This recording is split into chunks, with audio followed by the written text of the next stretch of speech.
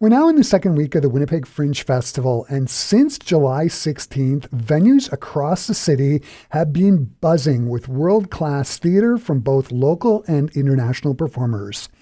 Among the standout shows this week is a powerful solo play that dives into the high-pressure world of classical music training while also tackling issues of identity, mental health, and what happens when an artist doesn't fit the traditional mold. Nervous Breakdown in G minor takes place at the Theatre Circle Moliere and is inspired by the real-life experiences of professional cellist Lewis Rawlinson. The show explores his queerness, his Mormon upbringing, and the immense pressures placed on young musicians navigating the competitive, often unforgiving world of conservatory and university music programs. Through stories of joy, doubt, collapse, and renewal, Rawlinson delivers a deeply personal and moving performance, one that invites audiences in while reclaiming his own connection to music. And joining me here in the Classic 107 studio, I am joined by cellist, actor, and writer of Nervous Breakdown in G minor, Lewis Rawlinson. Hi, Lewis. Great to have you here. Hello. Thank you for that intro. It's so wonderful to be with you. Thank you for having me. Mm-hmm. So, I was reading your bio, and there's many facets to your career. First, I want to talk about your career and your journey as a cellist. When did you start? And can you talk about some of the schools that you studied at? Yes, absolutely. So I started when I was 9 years old through my public school system in Montana. I was inspired to pick the cello when I saw Yo-Yo Ma playing at the Academy Awards, the music for Crouching Tiger, Hidden Dragon. I was just so taken by his musicality and the beauty of the instrument that's what I picked in 5th grade in school. So yeah, it took me all the way through high school, all the way to a conservatory in South Florida, where I studied for 2 years. And that is the main kind of topic of the play. Mm-hmm. But now I'm a graduate of the Chicago School for the Performing Arts at Roosevelt University in my home city of Chicago. Yes. And then in 2012, you actively began to pursue a musical theater career. What made you want to start performing theater? What scratch did it itch for you that classical music didn't? Yes, that's a great question. My earliest attachment to music was through my mother, who's an opera singer and kids music teacher. So as early as 2.5, 3 years old, I was singing and dancing with my mom. And then, of course, as you mentioned, the training for classical music can be quite intense and all-consuming. Mm-hmm. So yeah, I didn't sing or dance from the age of about probably 10 all the way to 18, just classical cello only. And so once I paused my education, moved back home and sort of regrouped, theater was a natural segue, I think, to reconnect with that youthful joy and express myself in ways where I felt that I could be more fully myself in my identity and still explore themes that were important to me and sing and act in plays that were tackling some really intense issues like mental health, like queerness. So yeah, it was a segue that I think I've always had those multitudes and those interdisciplinary intentions within me. So yeah, I think that's where it came from. You're raised in Montana as a Mormon. That's right. And now live in Chicago as a queer theater performer and cellist. Sort of opposite ends of the spectrum. Right, yeah. It's really quite a journey. It sort of begs the question, where do you begin? In regards to creating a show like this, how did it start from the seed and grow into the show that it is now and the successful show that it is now? Thank you. Yeah, I think that the idea of wanting to artistically interpret my experiences, the range of experiences of very joyful experiences with classical music, but then sort of harrowing and difficult relationship with the conservatory training structure. I had an idea of I would love to talk about it, to perform it in some way. And actually, it was once I was revisiting the Rachmaninoff Sonata that it kind of clicked that the sonata structure, the movements of the sonata, the moods, the themes, directly correlate in arc to my own story. And I said, that's the structure of the show. And so I alternate the movements of the sonata with the autobiographical storytelling that in theme and mood directly mirror each other. So yeah, that's the seed of the idea, and then sort of took the free time during the pandemic to finally put pen to paper and say, if not now, I'm never going to, flesh out this idea. So I wrote it in 2021 and 22, and then workshopped it in 2023 and 24. And then this is my first ever Fringe Festival. Yeah. Can you talk about like some of the topics and ideas that you explore in the show? Like when you created it, there must have been some things that you really wanted to touch on, right? Absolutely. Yeah. I think that I explore sort of multiple coming out in my life. I start with sort of the queerness and the religion. So it starts really with the joy of my youth. There was my earliest attachments to music were very joyful. So I start with that idea of being a young kid, discovering the cello, Yo-Yo Ma on TV.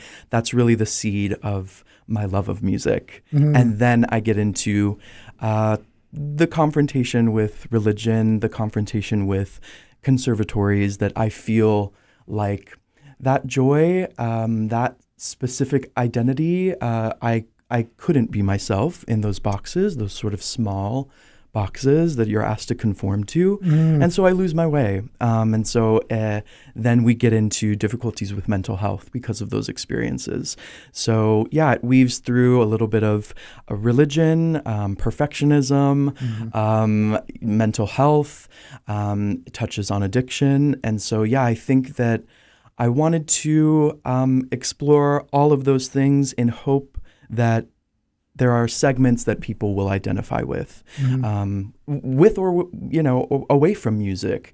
Just maybe it's someone in their family, maybe it's them personally. I think that there's a theme for everyone to experience or learn something from in the show.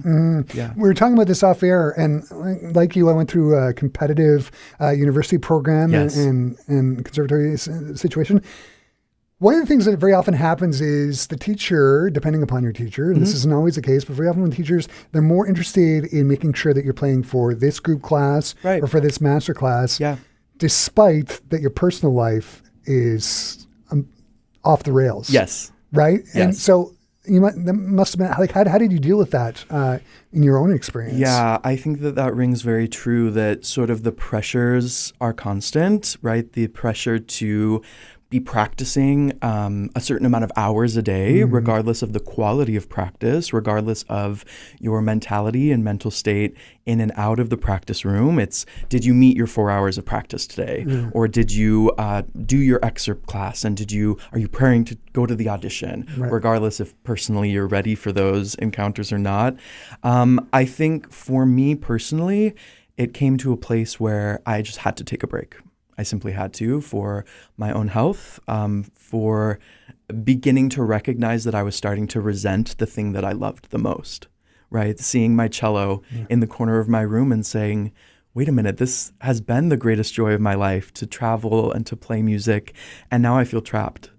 And so getting back home, getting back to my support system and taking time to heal before moving to Chicago, before re-entering school 6 years later, and feeling like I was a better student than ever, having taken that time to heal, recover, and determine what I wanted my relationship with music to look like on my own terms. You mentioned it.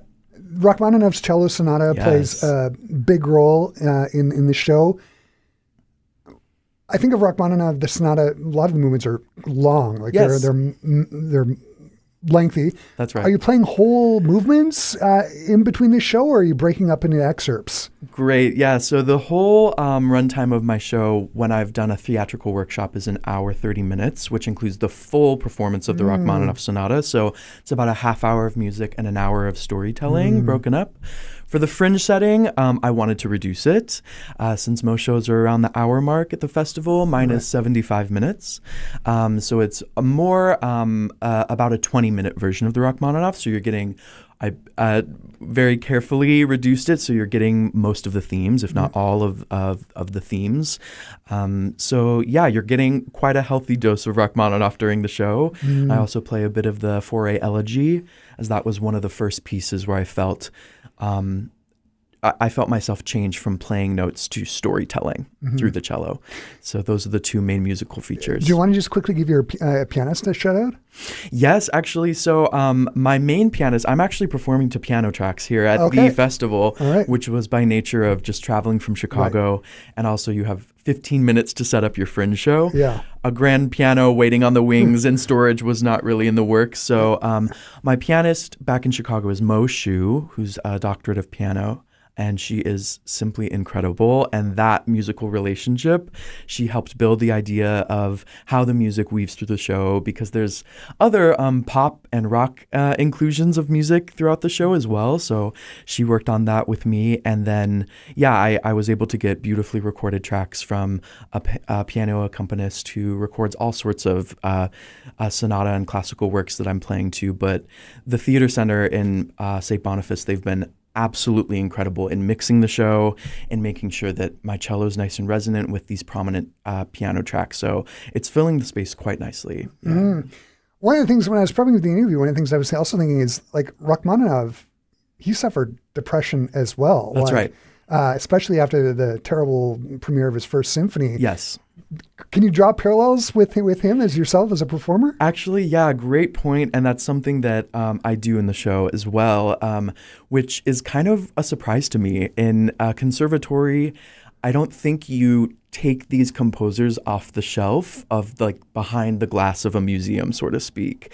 And so actually out of conservatories, when I started researching and reading about these composers and was shocked to learn about some of their experiences and the fact that they dealt with mental health, addiction, queerness, many of them. And was quite stunned to not have felt they're actual human beings. That's right. And had many of the same shared experiences that I felt isolated by in conservatory. So yes, I do talk about Rachmaninoff's life. The particular sonata written in 1901 comes from a place in his life where Rachmaninoff describes it as a rebirth. Post a long depressive episode where he's not composing, he's not performing. And I do feel like I realized, wait a minute, I relate with these themes, with these melodies, because it sounds like a person trying to reunite with themselves, trying to reclaim their power, making sense of their hardships, making sense of some of the cruelty of life to find the triumph and find the joy again. So yeah, that's definitely one of the components of the show. One of the other components of the show is humor. Yes. Can you talk about the importance of humor in the show? Oh, absolutely. I think that, because I get into some themes that can be difficult to discuss and talk about, I do think it's important for the audience to feel safe with me sharing this story. And I certainly want them to feel safe receiving the story. So I do weave humor throughout. And yeah, some of the experiences, even amidst, difficult mental health experiences, there's a bit of irony and humor that in this moment, I can comment on and reflect back on that this situation, though difficult, there are moments of humor. And certainly throughout my upbringing, I have little moments of rebellion in my youth, sort of against the rigidity I started feeling. So there's a little song, there's a little dance where I'm trying to break out of the boundaries that I'm starting to feel. And yeah, these little rebellions, I think, can be quite humorous to look back on as well. So I think that's important. Yeah. I was watching the trailer that's on up on your website, and one of the things that I noticed was at the back of the stage, you've got a number of like jackets and shirts hanging. Yes. How do costumes play a role in sort of telling your story? Thank you for picking up on that. Yeah, I think the evolution of the costuming in the piece directly mirrors my comfort as a queer person. I think that fashion expression through clothing is really deeper than the superficial it might seem.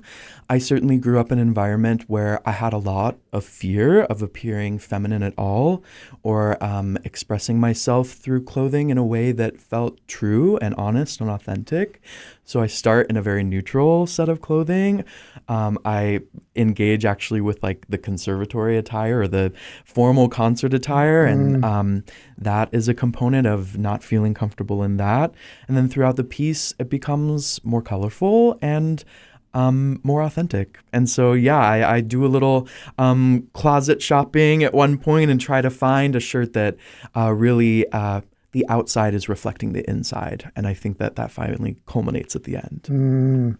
Oh, it's been really wonderful having you here, Lewis. I'm going to wrap up the conversation by asking what you hope audiences are going to take away from the show. And when you walk on stage, how do you know that the show has succeeded and you've done your job? Great question. I hope, first and foremost, to entertain with the music, with the theatrical storytelling that I'm performing.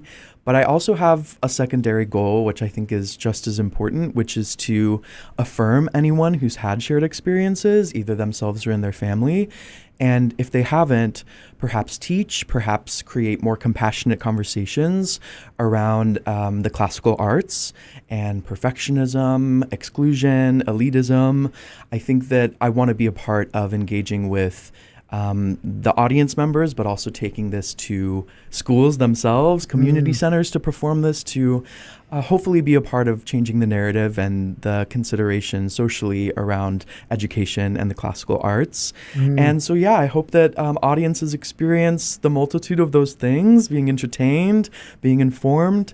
And I know when the show has been a success, when I'm playing that final movement of Rachmaninoff, and it's the catharsis of all of it. I feel it in myself and the audience. They're ready to kind of have the triumph come full circle. And when I talk after the show with folks in the lobby and they say, it's like you took pages out of my diary, or I now understand what my uncle went through, that is the success. Perfect. Lewis, this has been so great to have you here. Nervous Breakdown in G minor sounds like a really, really fabulous show. All the best on the run here in Winnipeg, and thanks so much for taking the time to stop by and talk to me about it today. Thank you so much for having me. It's been a pleasure. For our Classic 107 listeners, Nervous Breakdown in G minor takes place at the Theatre Circle Moliere at 340 Provencher. For more details and show times, visit winnipegfringe.com or go to classic107.com. I've embedded a direct link to the show page in the article about the show that you can find up there now. Lewis, thanks again. Thank you so much.